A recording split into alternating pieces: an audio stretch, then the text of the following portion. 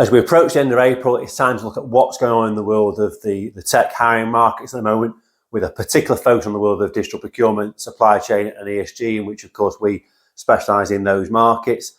And it's a difficult picture at the moment, to be frank. There's an awful lot of very good senior people who've lost their jobs, in many cases just because of the sheer cost of employing them in a difficult set of economic circumstances.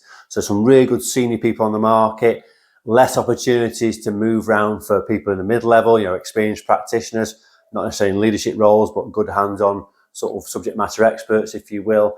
And that's because you've not got an enormous amount of hiring going from the big players. In fact, last week SAP put several very good people on notice that their roles are at risk of redundancy. And we're not seeing much hiring activity from the other big players in our space. And indeed, the scale-ups and startups are all being very, very cautious and measured in their hiring activity. So there's not an awful lot of opportunity for people to go at, and that's something which we've seen for several months now, and we probably anticipate we might see some movement in the second half of the year, but it's difficult to predict exactly what will happen. But that's creating some issues for some of the organisations that we work with, who are having difficulty finding the people they want for key roles, but are constrained in many cases by cost, whether that be on salary, the ability to pay a recruitment fee, or some other cost constraint that is impacting their hiring plans, which in turn is constraining their growth plans. And so in conversation with these sorts of organisations, we've come up with 3 variations on our core recruitment offering to try and help them find a way to navigate the way of hiring the talent they need within a cost that's palatable, in a time frame that actually suits them, which in a lot of cases it needs to be pretty quick. In others, it might be contingent on a couple of big wins they've got in the pipeline that could be a game changer and give them the approval of their investors to go out and add in headcount. So there are 3 things that we're doing.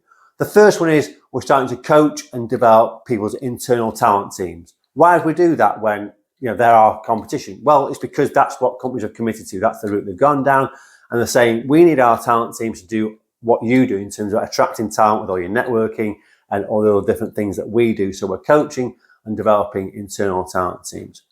We've also come up with a new recruitment model, which changes the emphasis of the way things are done, but enables us to halve the cost of recruitment fees to our customers. So it works under a very specific set of circumstances, but it's enabling companies to access the talent pools that we've got penetration of at half the cost that we'd historically charge.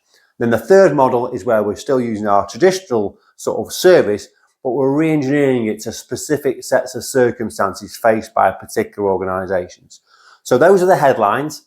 If you are finding yourself constrained by the sort of people you're getting to interview, you're not seeing the right people, or you need to make key hires, but cost is a big factor for you, then come back to us and talk to us about these 3 models that we've got that could potentially be game changers for you. We can just go into more detail and see if it's going to suit your organisation at this stage of your growth. The way to get in touch with me is via andrewdaly.com, or the contact details on our Contact Us page, or of course, you can get me on LinkedIn.